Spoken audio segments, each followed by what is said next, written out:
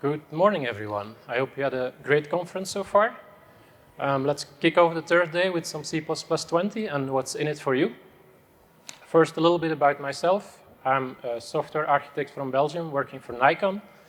I'm also a C++ Microsoft MVP and author of Professional C++ and the C++ standard library quick reference books.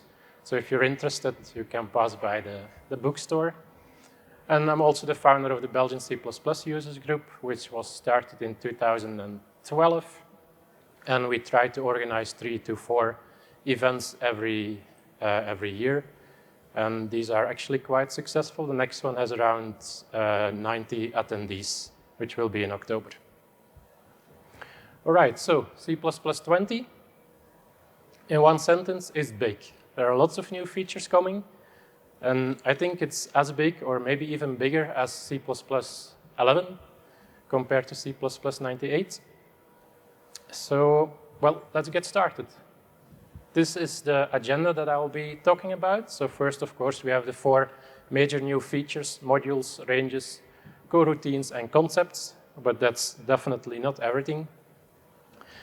We have a few changes to lambda expressions. So there is a slight change how this is captured in a lambda expression. We have support for templated lambda expressions. We have now pack expansion in lambda captures. There are also quite a few changes related to constant expressions. So we have support for virtual functions now, support for union, try, catch, dynamic cast, type ID. We can do allocations and deallocations in constant expression functions. And the stud string and stud vector classes are now const expert. Concurrency changes, there are also quite a few that are coming. We have now atomic smart pointers. We have joining and cancelable threads. We have a new C++20 synchronization library, which includes a low-level primitive called semaphores. We have support for efficiently waiting on atomic variables. We have support for latches and barriers. And lastly, we have an atomic reference class. So these are the bigger blocks, but additionally, there is a lot of more functionality that's coming. We have designated initializers. We have the so-called spaceship operator. We have support for calendars and time zones in the chrono library. We have more functionality to do constant calculations. For that, we have the const eval and const init new features. We have we have a text formatting library, finally. We have some math constants and a lot of other stuff. So you see there is a lot of new features coming to C++20, and some smaller ones are not even on this list. Since I only have 1 hour, I cannot go into details on every single feature here, but for that I refer to other sessions that are focusing on individual features. Also, because I have a lot of material to go through, I would like you to ask questions at the end of the presentation. There are slide numbers in the lower right corner, so if you have a question about a specific slide, just remember the slide number for the end. So these are all the new, or the majority of the new features. Additionally, we have a couple of new keywords. So 2 of them are concept and requires. They are used in the context of concepts. Then we have ConstInit and const-eval. These are used in the context of constant expressions. We have 3 for coroutines: co-await, co-return, and co-yield. And lastly, we have char 8t. It's surprisingly that was missing from the previous standard. Before we had char 16t and char 32t, so now we have the 8-bit version, and this one can, for example, be used to work with UTF-8 encoded strings. Additionally, there are 2 new identifiers, import and module. What's the difference between a keyword and an identifier? An identifier, the name of these identifiers you can use for your own names, but in certain contexts, they have a special meaning. Previously, we had already such context-aware identifiers, and these were override and final. So now we also have import and module. All right, so that's the agenda. Let's get started with modules. Modules are going to help with distributing your code and to make it easier. So what are the advantages? We get rid of header files, and you're not required anymore to split your interface in a header file and your implementation in a source file. Everything can go into one file, but if you want, you can still separate them into interface files and implementation files. The big difference with header files is that in a module, you have to explicitly state which function or which class or which global variable you're exporting. Everything that is not exported from a module will not be visible from the outside. That's completely opposite with a header file. In a header file, everything that is in your header file will be visible from the outside. Modules don't need this concept from include guards. You also don't need to invent unique names.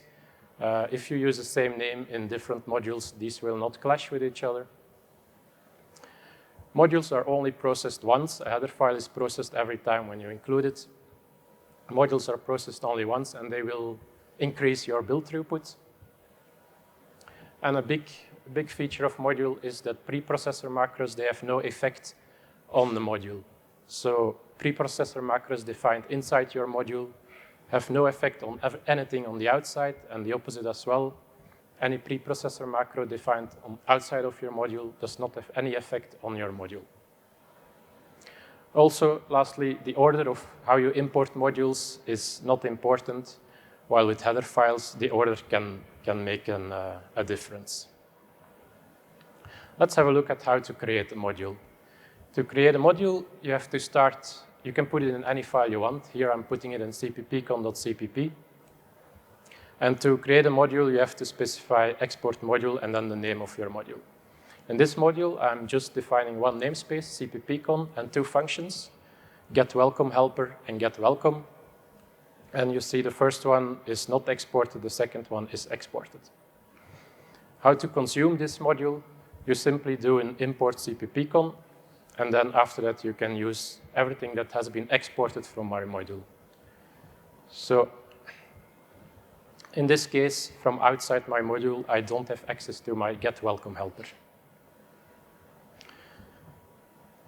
So yeah, basic usage of basic way of how to create a module and to consume them are very easy. Of course, there are lots of more complicated things about them, but for that I refer to another session.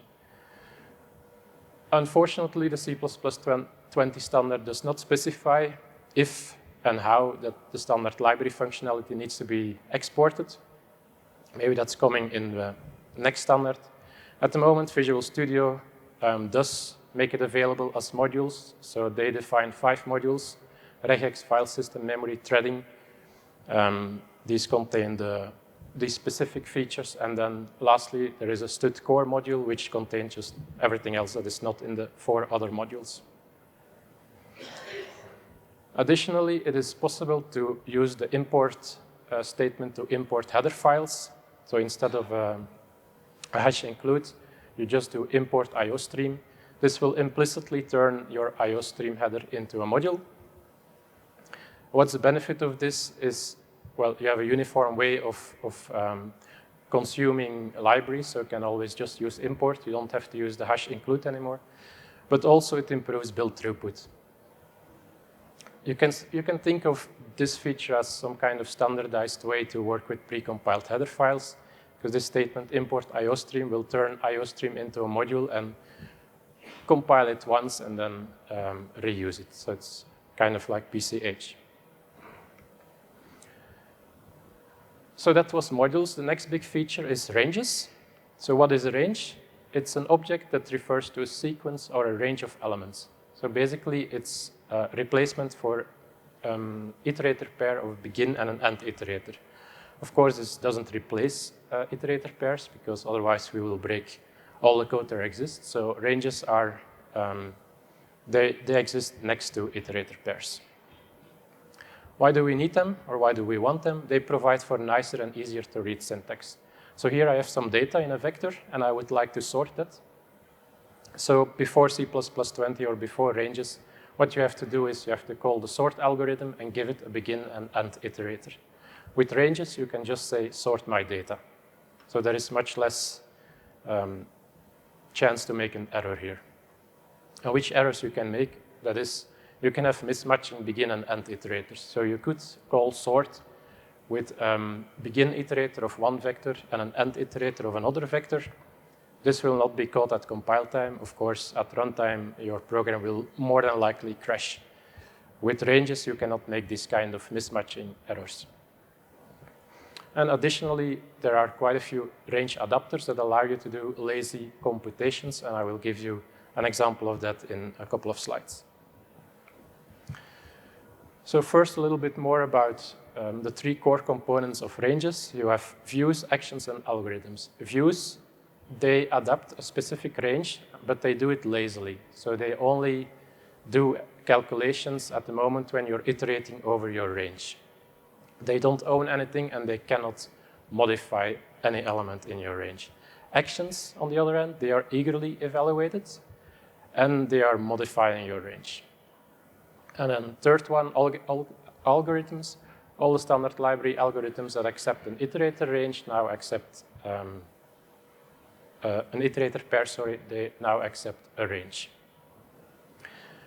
And the nice thing about views and actions is that you can chain them using the pipe character. So let's look at an example. I have some data here. I have a vector of integers. And I would like to remove all the odd elements. So what I do is I take my vector data, and I pipe it through a view, and I remove all the elements that are odd. Next, I pipe it to a transform view, which will transform all my integers into strings. The result of this is if I now iterate over my results here, then you see I have a vector of 2, 4, 6, 8, 10, which are now strings and not integers anymore. All of this was lazily executed. So just by writing this line, auto result equal data, and so on, this doesn't compute anything. It's only when I'm iterating over my result at that point the evaluations are performed. Actions, they can also be chained. Here I have some vector of integers, and I'm piping them through a sort action and to a unique action. And these are actually modifying my data, and they are occurring eagerly. Another example here is to show you the power of lazy evaluations. So what I'm doing here is I create a view of integers, which starts at 1. So this is basically creating something wrong with my pointer. So this is basically creating an infinite sequence of integers. Next, I'm piping it through a transformation, and I'm calculating the square of my infinite sequence. And finally, I take only the 10 first elements. And this range I pass to accumulate.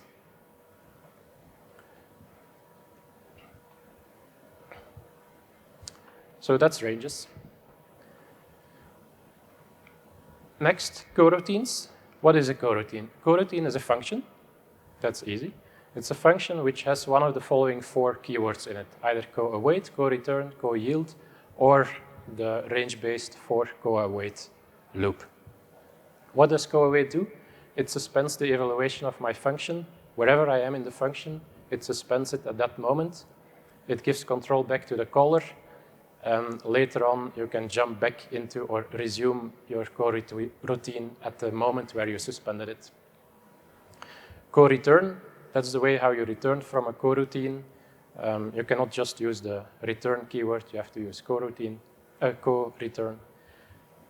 And co-yield returns a value to the caller of my function, and then suspends the execution of my coroutine. And at a later stage, you can jump back or resume back my coroutine. What can you use them for? Well, you can use them to implement generators, or use them for writing asynchronous I/O libraries, do some lazy computations. They are also very useful for writing event-driven applications. So that's all nice. Unfortunately, the C++20 standard, it contains all the necessary low-level things to make coroutines work, but the standard library doesn't really include any helper classes for you yet. So if you want these kind of generators or asynchronous I/O, you will have to write it yourself or use a third-party library that has implemented it for you. So for example, Visual C++ comes with an experimental generator. It's in the stud experimental namespace. So let's have a look at how you could use that. Here I have a function. It's actually a coroutine because inside my body I'm using coyield. It will return a generator and it accepts a start value and a number of values.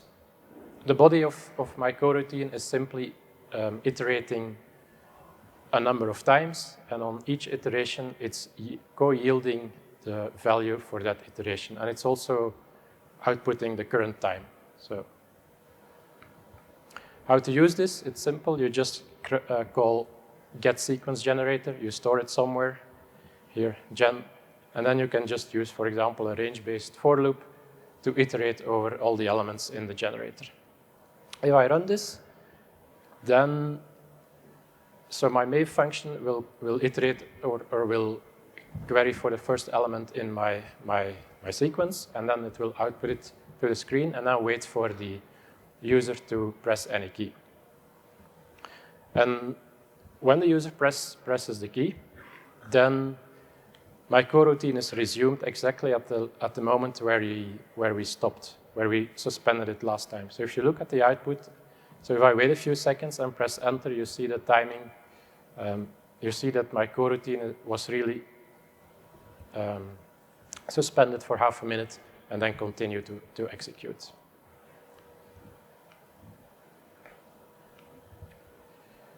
All right, that's coroutines. Concepts, that's another big feature, and that's used in the context of templates. So basically, with concepts, you can attach requirements to your template types. What is a requirement? It's some kind of predicate that is evaluated at compile time, so it doesn't have any impact at runtime. And you can do quite a lot with these predicates. I will give a couple of examples of these. Here is a simple one. I'm defining a concept incrementable for a type T.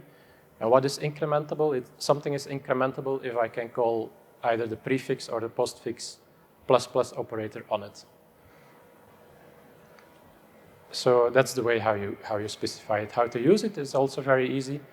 If you want a function template foo and you want your T to be incrementable, you can just specify, instead of type name, you can specify I want an incrementable T.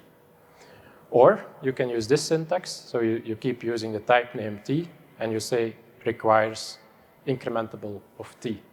Why this second syntax is necessary, I will show you in a next example. This is another way of saying the same thing. You can put the requires at the end of your function signature. And finally, I think this one is the shortest way to specify this. You can just say incrementable auto. And this is some kind of syntactic sugar. So my foo is still a template function, a function template. Here is an example of a more complicated concept. So what this concept requires is that my T has a method called size, which returns something that is convertible to a size T. So that is a syntax. You say x.size should be compilable, and the result of this thing has to be convertible to a size T. Combining concepts is possible as follows. So here I have, again, my foo function template. I have a type name T, and now I'm requiring that this should be incrementable and decrementable. So this is a syntax how you can do it. Of course, you can also define a second or another concept. Here I'm defining an decrementable concept, and I specify that it should be incrementable and decrementable. And of course, once you have that concept, it's easy to use. Here is one example how to use it. In this case, the C++20 standard does define quite a whole collection of standard concepts. So you have these things as derived from convertible to, sortable, mergeable, and so on. In a previous standard, these were using Pascal casing, so now they are using the standard naming convention. What do concepts help with? They help with error messages. So if you have done some more complicated template programming, you know if you make a small mistake somewhere, then you get pages and pages of errors. And it's very hard to read these. With concepts, that will be greatly improved. For example, if I call my function template foo with some object or with something that's not incrementable, then the compiler will say clearly cannot call foo with bar, because the concept incremental with bar was not satisfied. So this will help a lot when you do template programming. What changes have been done to lambda expressions? First, if you want to capture this, you have to do it explicitly. Before, if you use this, this kind of capture, you would capture this implicitly. Now that's not possible, that's not allowed anymore, you need to be explicit about it. Next, you can use your familiar template syntax with lambda expressions, so you can use this type name t and so on. Why? Let's look at a couple of motivations why we would like to do this. Suppose here I have a generic lambda, it accepts a parameter autovec. And I'm assuming this is a vector, and I would like to know the type of elements that is inside in my vector. So for that, I have to use the decal type keyword and the type name, and it's pretty cumbersome. With C++20, you can just turn this into, or you can just use a template syntax, and you can define it as follows, and you don't need any cryptic decal type statements anymore. Similarly, if you want to retrieve the type of a parameter, for example, because you want to call something, some static method on it or something like that. Before, you had to do something like this. Again, you have the decal type, but you also have to use decay to make sure you get the right type out of it. And once you have that, then you can, for example, call a static function or get a nested alias out of it. With C++20, again, that's not necessary anymore. You just turn it into a templated lambda expression. Perfect forwarding was possible before, but again, we have the decal type there. In C++20, it's more easily understandable.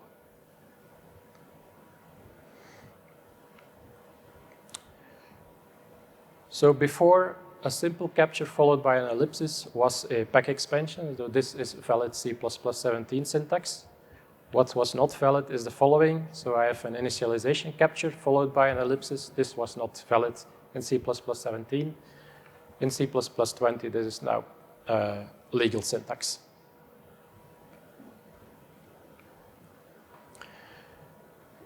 Constant expression changes. So now it's allowed to use constexpr on virtual functions. Additionally, a constexpr function can now include dynamic cast. They can use type IDs. They can do dynamic memory allocation, deallocation. They can change the active memory of a union, which was not allowed before. And they can contain try-catch blocks. What is still not allowed is a constexpr function is not allowed to contain throw statements. And why was this last part added? So because C++20 and C++20, the std vector and std string are now constexpr, and to be able to make them constexpr, you need to be able to use try-catch blocks. So yeah, I already mentioned it. Std string and std vector are now completely constexpr.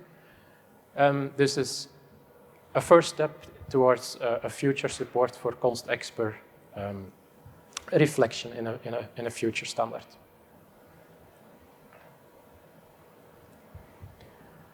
Concurrency changes. So, of course, we have shared putter. Is this thread safe? Well, it depends how you look at it. Yes, the control block manipulation, so the reference count manipulation, that is thread safe. So we are sure that only one, your object is guaranteed to be deleted only once. But accessing the data is, of course, not thread safe. So you have to do it yourself. Can you make it thread safe? Yes, of course. You can use a mutex and protect your data yourself. You can use the global or the free atomic operation functions, such as atomic load, atomic store, and so on. Of course, that's error prone because you have to make sure you always use these free functions. Now with C++20, we have atomic shared putter and atomic weak putter. Of course, internally, they might still use a mutex, but as a user, you don't care.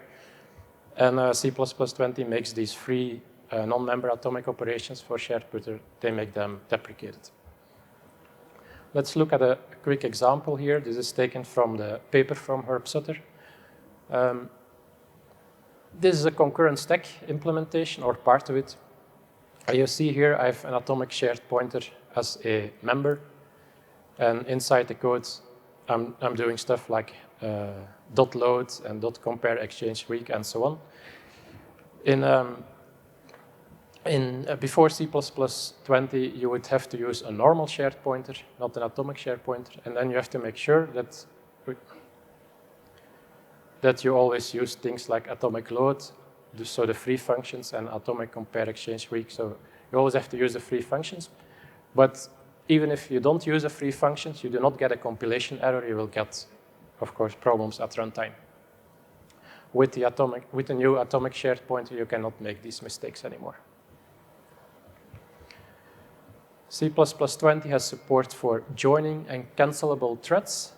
They are defined in your standard thread header, and they are called std_jthread.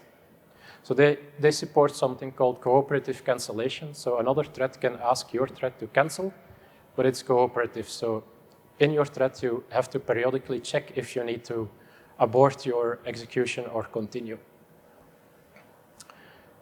Something else, the jthread, they automatically join in a destructor. So they ask the thread to stop gracefully, and then they join.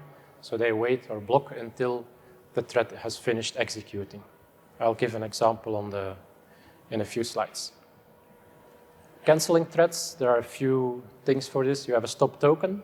The stop token is used by the thread itself to actively check if the thread should be canceled or not. It's compatible with condition variable any. So a thread can be waiting on a condition variable, or can be waiting at the same time, can be waiting for a stop request. And so if either of the two is signaled, then your thread wakes up. A stop source is used on the other side. So a stop source is used to actually ask another thread to cancel. And then finally, there is something called a stop callback, which you can register and which will be called whenever someone requests a thread to stop. Let's look at an example. Here I have a function. This is code for pre-C++20. So let's say C++17. What it's doing, it's creating a thread, a local thread object, starts running it, and then it needs to do something else. But you have to be careful with std_thread. So if std_thread is destroyed, or well, for example, if you go outside the scope of this function and your std_thread is still ongoing, or still joinable, then your whole process will be terminated. So that's why there is this complicated try-catch logic for handling any exceptions that are thrown in my do something else. Because if that happens, I need to catch all the exceptions.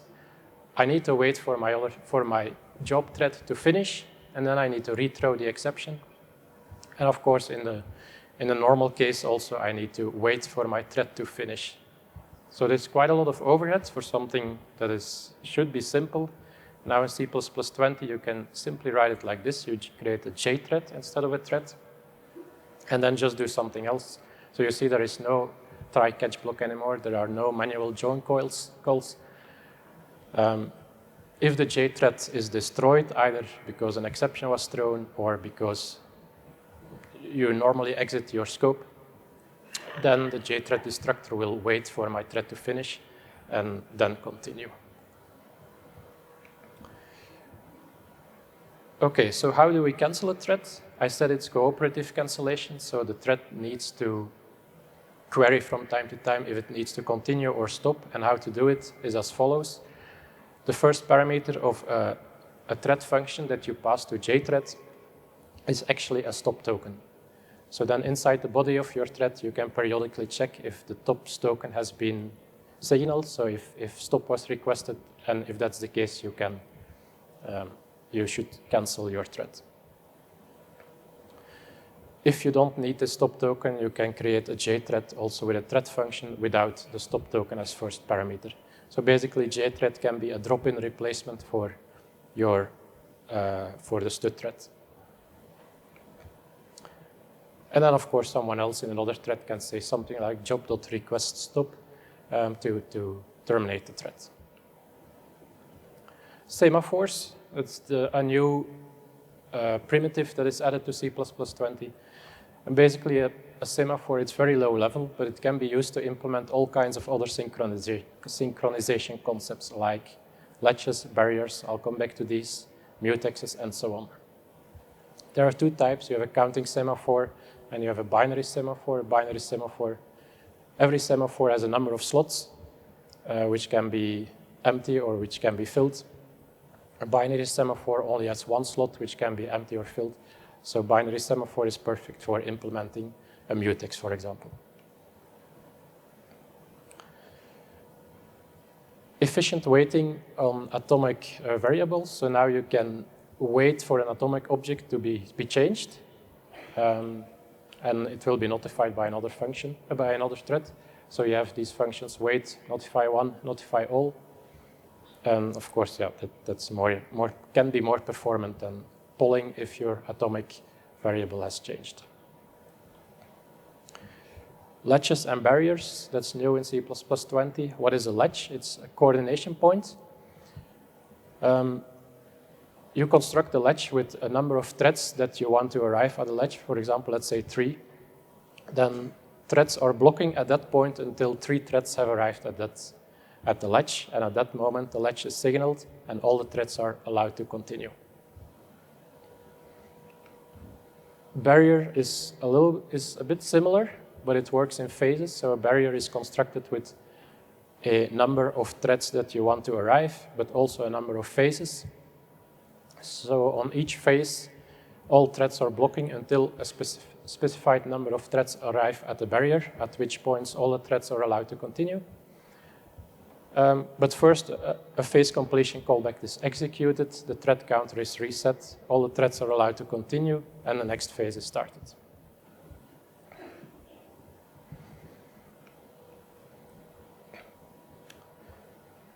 Atomic ref, it's atomic reference, so they allow you to do atomic operations on non-atomic objects. Yeah, I'm not going deeper in on this one. So these were the kind of bigger features, but there is a lot of more functionality. So let's look at designated initializers. So if I have a structure like this, which contains an integer and a string, if I want to construct an instance of this data structure, I can now initialize it as follows. I can explicitly state I would like to initialize the A string member with hello.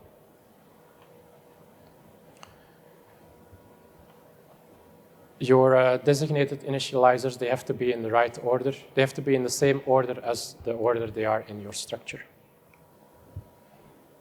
Spaceship operator, everybody calls it the spaceship operator, but officially it's called the three-way comparison operator. Basically, it's a bit similar to the old C-style string compare, which returns either -1, 0, or 1. So it doesn't just return you a Boolean, it returns you whether something is smaller, equal, or larger than another element. So usually, the common case is you want a set of operators, a set of comparison operators to compare an object of type X with an object of type Y. So usually, this is all you need to do. You just specify X operator and you say default. So we ask the compiler to implement all 6 comparison operators. You see that I specified auto as a return type. You can be more specific about your return type depending on the kind of comparisons that you need. So if you can compare for less than, that means you can have an ordering, otherwise you're talking about equality. And also if in your case A equals B implies FA equals FB, if that's true, then you're talking about a strong ordering or a strong equality. If that's not true, you're talking about a weak ordering or a weak equality. So let's have a look at a concrete example. Here I have a class point with just two data members, an int x and y. So in C++17, if I would like to support all 6 comparison operators, I would have to write all of them out. I have to write these 6 functions. In C++20, I can replace all the red code with one single green line, and I can even ask the compiler to do it for me with the equal default. The C++20 standard library has support for the spaceship operator in all standard classes, so vector, string, map, and so on. And if you look at the diff of the standard document, here is a small part of the definition of a vector, and you see all the red lines have been replaced by a single green line.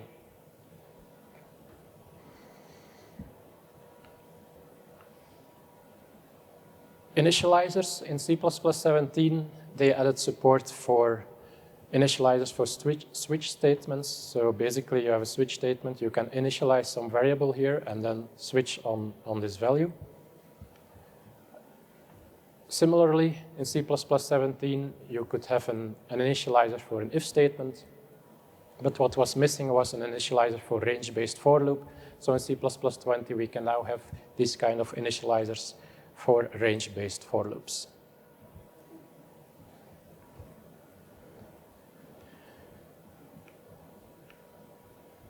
Non-type template parameters. In the past, there were quite a lot of restrictions on non-type template parameters. For example, string literals were not allowed. C++20 relaxes these restrictions. They're not completely gone, but they are relaxed quite a lot. And what this allows us now is to have string literals as non-type template parameters. So let's look at a quick example. Here I have a function template.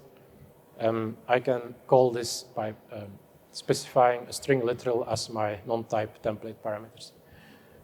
A more concrete example is the compiletime regular expression library. So here you can create a match object and you specify the regular expression that you would like to use as a string literal for a non-type template parameters. And this means that my regular expression can be parsed and can be constructed at compile time, so there will be no runtime overhead for constructing my regular expression object itself.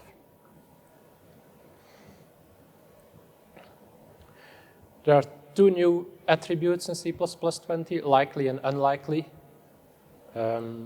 They allow you to help the compiler optimizer to say which branch you think will be more likely to be used than another one.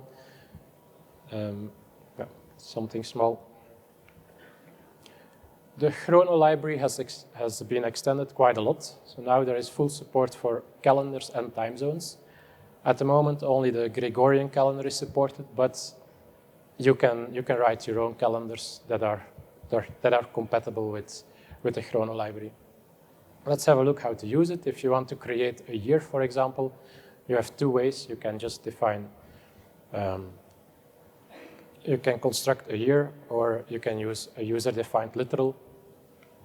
Similar for month, there are two ways to create a month and for a day as well. How to create a full date, sorry. So you can define it again several ways. You can use this handy shorthand notation. You can also do something like this. Here I'm saying I would like to create a date, which is the 3rd Monday of September 2019. We have a couple of new duration types. Before we had seconds, minutes, hours. Now we also have days, weeks, months, and years. And you can convert, of course, between them. For example, here I construct a weeks and I initialize it with 1 week. I can convert this to days, and of course the result will be 7. If you do something similar for years and months, for example, you take 1 year and you want to convert it to days, you will actually get something like 365.2425 days, because it needs to keep, it's the average length of a year. And similar for a month, if you convert a month to a day, you will get exactly 1/12 of a year, which is 30.436875.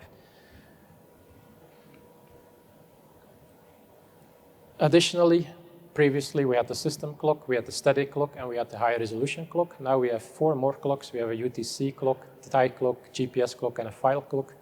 They are very specific, so I'm not going into details.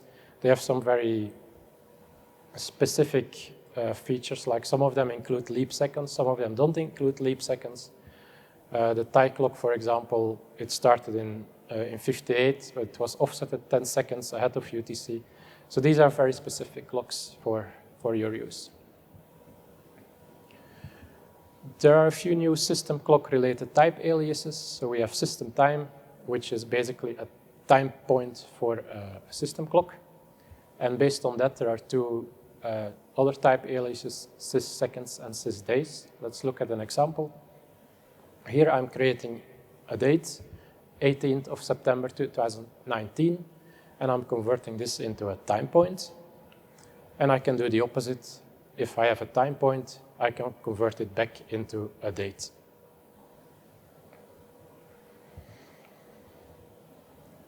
I can also construct a combination of a date and a time. This is the way how you can do it. So here I'm creating a date, which is 18th of September 2019. And I would like to construct 9 o'clock, 35 minutes, 10 seconds in the morning. This is a UTC. This is a UTC time that I constructed. And then we have the second big part that is new in the Chrono library, that is convert for time zones. So if I have my UTC time here created, T, I can convert this into the Denver time zone. Similarly, I can say that I have a local time in Denver, for example, the 3rd Wednesday of September 2019, 9 o'clock in the morning, and then convert it to the time zone for Denver. Or you can just ask for the current local time. So you say, take the current zone, take the current time, and return me that. Outputting a date is very similar. It's very easy. You can just stream it to an I/O stream. Next feature, stud span. It's defined in the span header, and it provides you a view over some continuous data. It does not own anything. It will never do any allocations, deallocation, nothing. It's very similar to string view, which was introduced in C++17. So similar as this string view, it's recommended to pass a span as by value, because it's very cheap to copy. What it does not support is strides, so it's really a continuous view over some data. There are two types, dynamic sized and fixed size. So here I have an example where I have some area of data, and I create a fixed size span of 42 integers. I can drop the 42, in which case this will become a dynamic size span. If I specify the wrong size, I specify 50 instead of 42, then I get a compilation error. And finally, you can also create a dynamic size span by specifying a pointer and a length. A span supports a couple of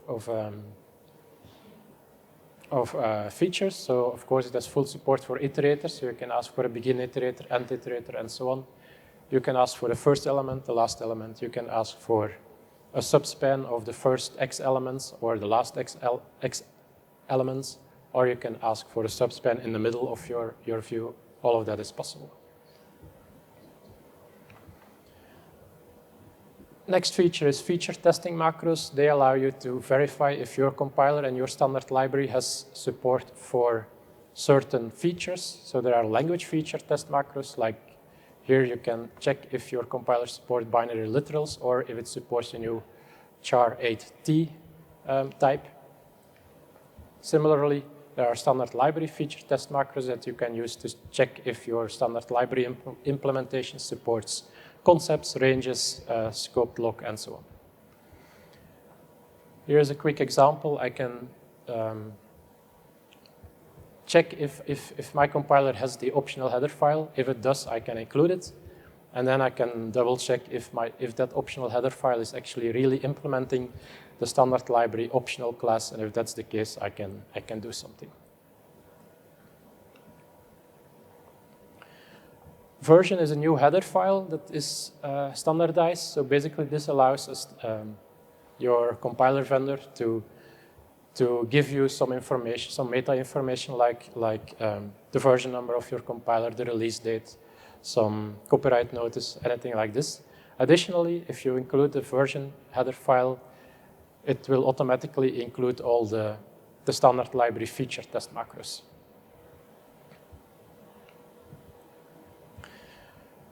Immediate functions. So before we had constexpr, you can define a constexpr function because you would like that to be evaluated at compile time. But this was just a hint to the compiler. So it might be executed at compile time, but if it's not possible at compile time, it will silently drop back and will do it at runtime. So here is an example. I have a function inch to millimeter defined as constexpr. If I call this thing with const double, then everything is fine. Everything will be calculated at compile time, and the result is a single constant. However, if I call it with a dynamic inch variable, so it's just a double, not a const double, this will compile fine. However, it will, of course, not be at compile time. It will be done at runtime. If you don't want this, you can define a const eval function, also called immediate function. So basically, you just replace the constexpr keyword with const eval. Now, if I call it with my const double, everything is still fine. Of course, everything is calculated at compile time. And if I try to call it with my non-const double, then I actually will get a compilation error. So with const eval, you're sure that that function will always be executed at compile time and never at runtime. ConstInit, everybody knows about the static initialization order fiasco. So if you have variables with static duration and dynamic initializers, well, that's undefined behavior. You have no idea in which order they will be initialized. If you have static variables with constant initializers, then everything is fine. However, for someone reading your code, it's not always easy to know that constant initializers are being used and not dynamic initializers. So for this, the new keyword constinit can be used, and that actually forces constant initialization. So it's very easy for someone that is reading your code to see that there is constant initialization happening and not dynamic one. Let's look at an example. Here I have a function that returns me a string as a const char star. And I have another function getString, which is a constexpr function that either returns me a string literal or calls my other function based on the parameter that I pass to it. If I then define a static variable and I use the constinit keyword, in this case, when I pass through, everything is constant and this will be fine. If I pass false, this would not be, this would trigger dynamic initialization, but because of the constinit keyword that I'm using, this will actually be a compilation error. So you cannot have any undefined behavior here.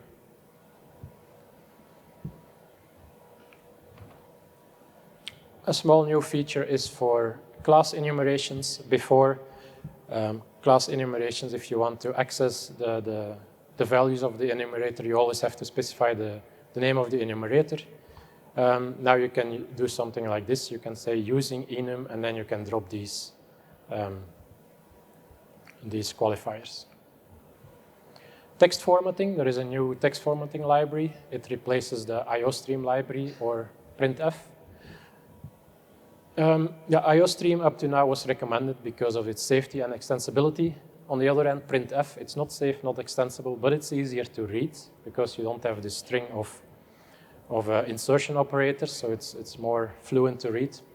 Plus, it's nice to have a separation of your formatting string and the arguments that you would like to be injected into your formatting string. Std format is a combination of both, so it's safe and extensible. It's also easy to read because it's not a series of insertion operators. And it also does separate your formatting string and your arguments. Here is a simple example. The result of this is just hello CppCon 2019. So what does the library support? It's extensible, it supports positional arguments, it supports local specific and local independent formatting, and you have better control for alignment. You can left, right, and center align. You can basically, it's very easy to, if you have already printf statements, it's very easy to convert them to std format, because it can be almost literally and almost automatically be translated between the two. As I said, format supports left, right, and center alignment, while printf only supports left and right. Let's look at an example. Here I have a string, CppCon 2019.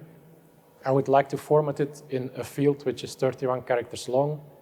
The head means I would like to center the string, and I would like to use an equal sign as fill character, so this is the result. It's extensible, as I said before, and if you have a user-defined type and you would like to be able to use it with std format, what you have to do is you have to write a specialization for the std formatter class template, and in this one you have to implement parse and format methods. As I said, we have support for positional arguments, and that's very useful in the context of localizing your application. So if you're translating strings, so here I have a string, string blah blah blah has so many characters. If I would like to translate that to Dutch, I could say it like this. I say 5 characters long is text blah blah blah. So you see that the string and the number of characters is reversed in Dutch. So then you specify it with numbers. So the 1 here will be replaced by the second argument that I pass, and the 0 will be replaced by the first argument that I pass. This sounds all very nice, but what about performance? Well, performance is very important, so let's have a look. Here is a benchmark of some specific code. If I do some formatting with sprintf, it's around 800 nanoseconds compared to ostream and toString. The sprintf is, of course, the fastest one. If we add format or format2 to the mix, you actually see that the new text formatting libraries are actually much faster, almost double as fast as the old sprintf. So there is actually no reason anymore to keep using the sprintf. The difference between format and format2 is that format will create a new string and return that to you, while format2 will store the result in a pre-allocated buffer that you pass to it. Finally, there is a header called numbers, and we now finally have some math constants like pi, e, and so on. So now these are standardized. They live in the std numbers namespace. Std source location. To use this, it's in the source location header file. And this one actually represents information about your source code, like line, column, file name, function name. Basically, they replace the underscore file, underscore line, and so on, these kind of macros. And you can construct one using source location current.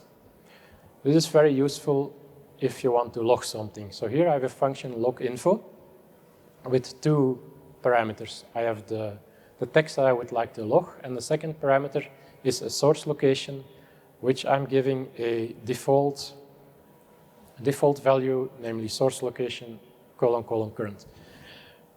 The nice thing about this is that the evaluation of source location current is actually done at the call site. It's not done inside my log info function, it's done at the call site. So at this point where I'm calling log info, here, source location current is evaluated. So when I then output the file name and the line, I actually get the line of the call site. So this is pretty useful.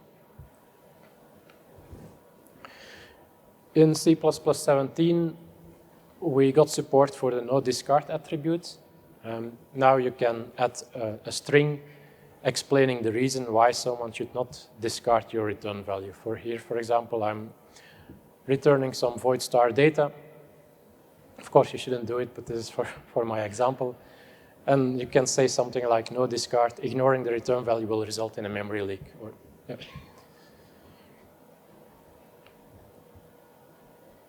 Bit operations, there is a new header file called bit, and these provide some free or global non-member functions to operate on bits.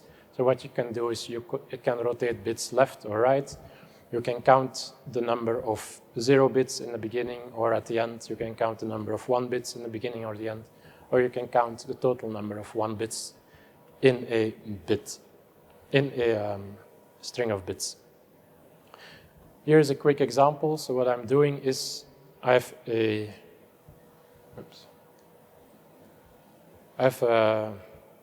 some data here, and I would like to rotate it left by 2 bits, and then I would like to store the result in a bit set. And the last example here just counts the number of 1 bits that are in my data. There are quite a few smaller things. Just quickly go over them. Like you have now start widths and end widths for basic strings and string views. We have contains. So before, if you wanted to know if something is if some element is inside a map or a set, for example, you would have to use find and then compare the result with the end iterator, or you could use count and see if it's equal or not equal to 0. Now in C++20, you can just call a function that clearly states your intent. So you just want to see if my map contains the element 2. Some small changes that the methods remove if and unique for both list and forward list. They have now a different return type. They actually return a size type instead of void. And this is the number of elements that have been removed. And finally, we have a shift left and a shift right algorithm in the algorithm header files to allow you to shift elements in a range left or right. And 2 more, midpoint allows you to calculate the midpoint of 2 numbers, and we have a function to help you with doing linear interpolation. And finally, there is one new execution policy called unsequence policy. And this one allows for parallel algorithms to be vectorized. Before we had policies to tell an algorithm to parallelize or to parallelize and vectorize, but now you can say that you want only vectorization and not parallelization. And that's it. That's a quick overview of everything or most of this new in C++20. Again, I cannot go into all the details of every little feature, but there are quite a lot of other sessions that go deeper on specific features. That's it. Any questions? I have 2 minutes left.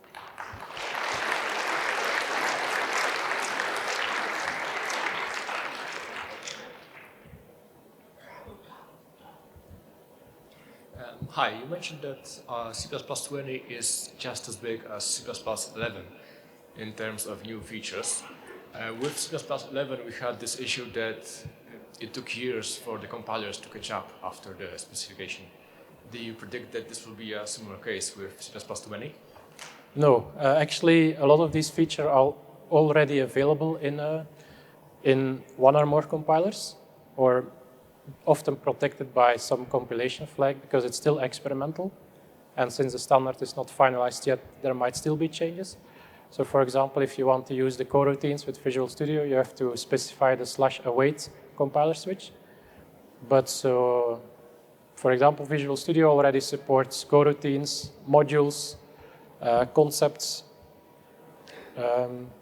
The other compilers I don't know by heart, but they also support a lot of features already. So I definitely don't expect it to take years. I actually expect towards the end of next year, or when the final ISO standard is ratified, that most compilers will be up to date already.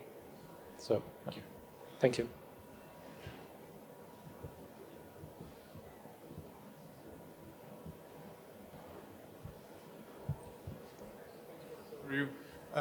My question would be, the lambda capture, the disk capture needs to be explicit now. Isn't it a breaking change?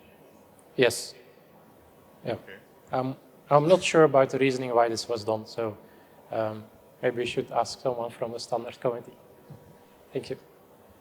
Good morning. I have a question regarding slide 83, that is format. Sorry? I have a question about slide 83, it is format. Okay, 83 is...